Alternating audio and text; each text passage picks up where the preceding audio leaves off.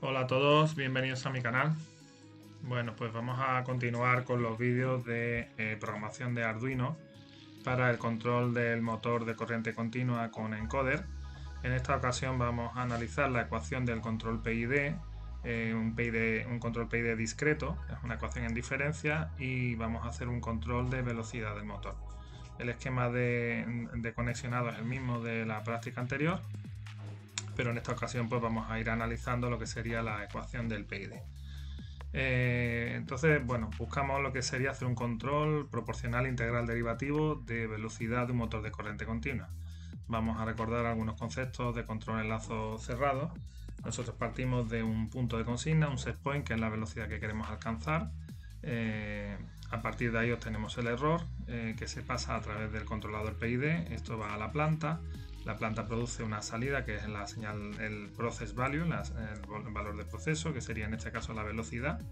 Esto se retroalimenta a través de un sensor que sería el encoder, y la diferencia entre el set point y el PV, el process value, nos daría el error que a su vez realimentamos y volvemos a introducir en el PID.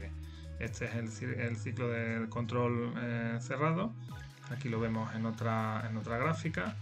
Y bueno, nosotros lo que vamos a diseñar sería el controlador PID, en este caso un controlador discreto, porque vamos a estar trabajando con un microprocesador, un microcontrolador, como sería Arduino.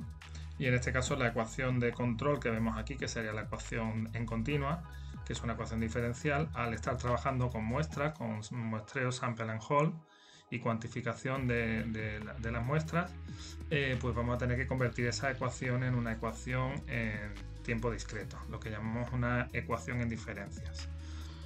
Habitualmente la demostración de la ecuación en diferencias la podemos encontrar en múltiples bibliografías por medio de la transformada Z, pero debido a que se utilizan unos conceptos matemáticos de un nivel avanzado que para niveles, por ejemplo, como pueden ser un técnico superior de FP, pues excede, vamos a intentar demostrar la ecuación en diferencias del control PID directamente por medio de la discretización de la ecuación. Entonces vamos a tener en cuenta que trabajamos con muestras. Estamos trabajando con un muestreo de una señal, en este caso la señal del error, que ahí la veríamos en tiempo continuo. Pero nosotros lo que vamos a estar tomando son muestras en momentos concretos, en tiempos discretos, y manteniendo en lo que se llama el sample and hold, manteniendo la señal en tiempos discretos, en el tiempo de muestreo TS, en 2TS, 3TS, hasta NTS. Digamos que la muestra N pues es cuando el tiempo transcurrido es N veces TS, el tiempo de muestreo.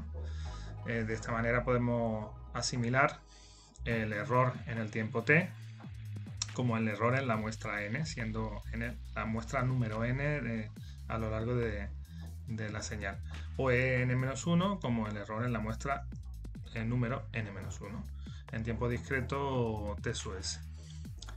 De esta manera vamos a reescribir la ecuación diferencial de tiempo continuo como una ecuación en diferencias, una ecuación que va a depender de muestras en tiempos concretos, la muestra actual, la muestra en tiempo anterior, etc.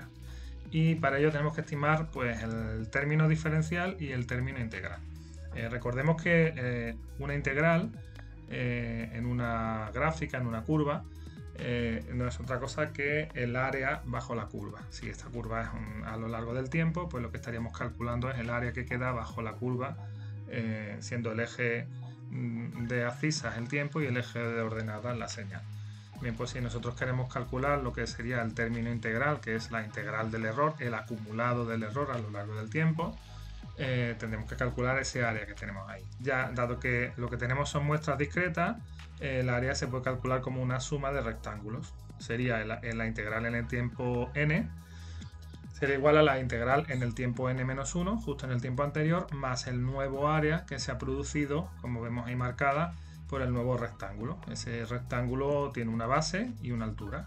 La base es el tiempo de muestreo, ya que el eje de abscisas es el tiempo, TS, tiempo de muestreo, multiplicado por la altura del rectángulo, que sería el error en el tiempo n-1. De esta manera podemos estimar la integral.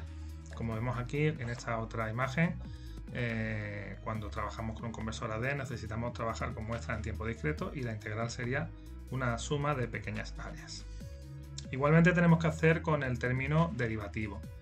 Nosotros sabemos que en la ecuación P/D tenemos un término que es proporcional a la derivada del error y como vemos aquí podemos estimar la derivada como una variación del error con respecto al tiempo. Sería el error en la muestra n menos el error en la muestra n-1 partido por el tiempo de muestreo, en lugar de lo que sería la derivada con respecto al tiempo, que como veíamos en la gráfica anterior era la pendiente de la curva. Bueno, pues estamos asimilando la pendiente de la curva como la pendiente de la línea que une esos dos puntos, esos dos errores entre la muestra n-1 y la muestra n. Con esto ya podemos reescribir la ecuación diferencial como una ecuación en diferencias. Bien, pero para la ecuación en diferencias tenemos que tener en cuenta que vamos a intentar eliminar el término derivativo, el término integral, y vamos a quedarnos solamente con lo que serían muestras del error en tiempo n, en tiempo n-1, en tiempo n-2. Vamos a hacer un cálculo, una ecuación iterativa que solamente dependa de las muestras del error. Entonces, partiendo de la ecuación que habíamos calculado para la integral, donde la integral en n era igual a la integral en n-1 más t sub s por el error en n-1, despejamos, pasamos en integral en n-1 a la izquierda y nos queda que la diferencia in menos in-1 es el tiempo de muestreo por el error en n-1.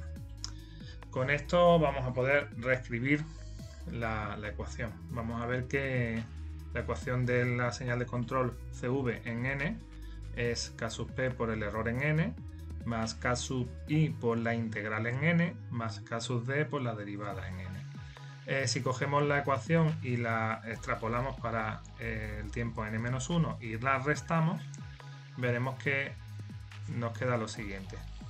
CV en n menos CV en n-1 es igual a k sub p por la diferencia de los errores n menos n-1 más k sub i por la diferencia de las integrales in menos in-1 más k sub d por la diferencia de las derivadas de n menos de n-1.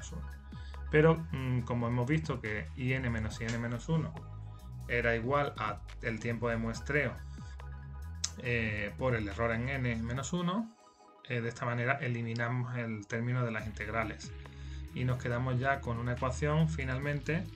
Aquí tenemos lo que sería el término derivativo, sustituyendo todos los términos, vamos operando y finalmente la ecuación que nos va a quedar es la misma ecuación a la que hubiéramos llegado haciendo uso de la transformada z, que es una herramienta matemática que aquí no vamos a utilizar, pero llegamos a la misma conclusión.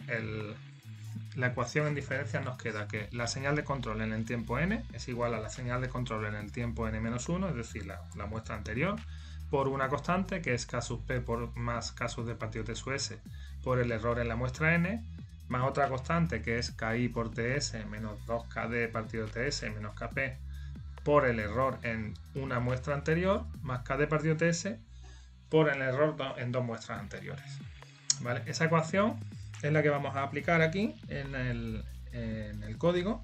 Como vemos es exactamente la misma ecuación. ¿Vale? Señal de control en tiempo n es igual a señal de control en tiempo n-1 más una constante que multiplica el error en la muestra actual, más otra constante que multiplica el error en la muestra anterior y más otra constante que multiplica el error dos muestras anteriores. Hacemos una ecuación iterativa y simplemente lo que vamos a tener que ir actualizando los errores. Después de calcular CV hay que tener la precaución de saturar la salida, ya que no podemos sacar por la salida PWM un valor mayor de 255, por lo tanto si del cálculo de la ecuación P/D nos ha resultado un valor mayor de 255, con el medio de este if cortamos a 255. Por otro lado, el motor no funciona, tiene una zona muerta en la que no arranca con una señal PWM inferior a 40, por lo tanto, como estamos haciendo control de velocidad, como mínimo le vamos a dar una señal de salida de 40. Y aquí estamos haciendo la parte iterativa, donde estamos actualizando el valor de la señal de control en tiempo anterior con la señal de control actual, el error en dos tiempos anteriores con el error en tiempo anterior y el error en tiempo anterior con el error actual. Es lo que sería lo que hace la ecuación iterativa, ¿vale? Estamos haciendo una ecuación iterativa y recursiva. En la salida finalmente siempre vamos a movernos en sentido directo, porque aquí solamente estamos haciendo control de velocidad, no estamos mirando el sentido de giro.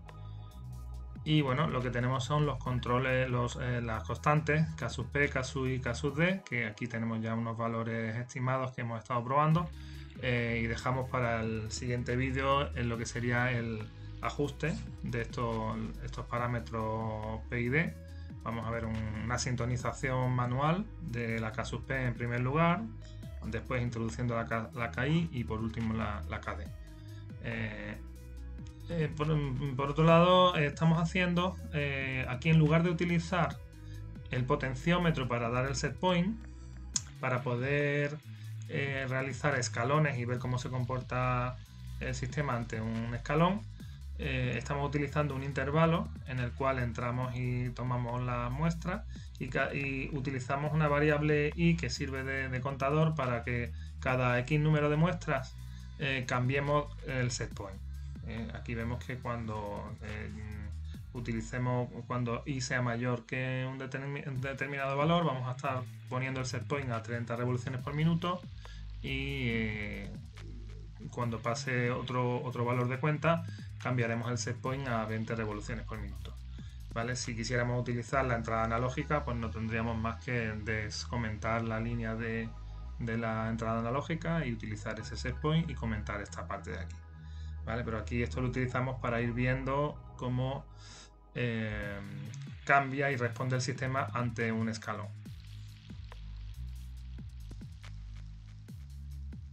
Así que sin más, vamos a transferir el programa y veamos cómo se comporta el sistema. Aquí vemos ya que el motor se está moviendo y rápidamente se ha ajustado. Tiene un poco de rizado, un poco de ruido, que también podríamos mejorarlo aplicando algún filtro, ¿vale? Porque entre una muestra y otra, como no le da tiempo a contar, a hacer muchos valores de cuenta, y estamos haciendo una estimación de las revoluciones por minuto multiplicando por el tiempo que hubiera transcurrido si hubiera estado un minuto girando, pues se produce algo de error. Entonces podríamos filtrar y mejorar eso. Pero vemos que está respondiendo, que se estabiliza en el 30 revoluciones por minuto y luego en 20 revoluciones por minuto. Vemos que ahí el motor gira más lento y después gira más rápidamente. Y bueno, pues con esto hemos concluido lo que sería el control PID de velocidad.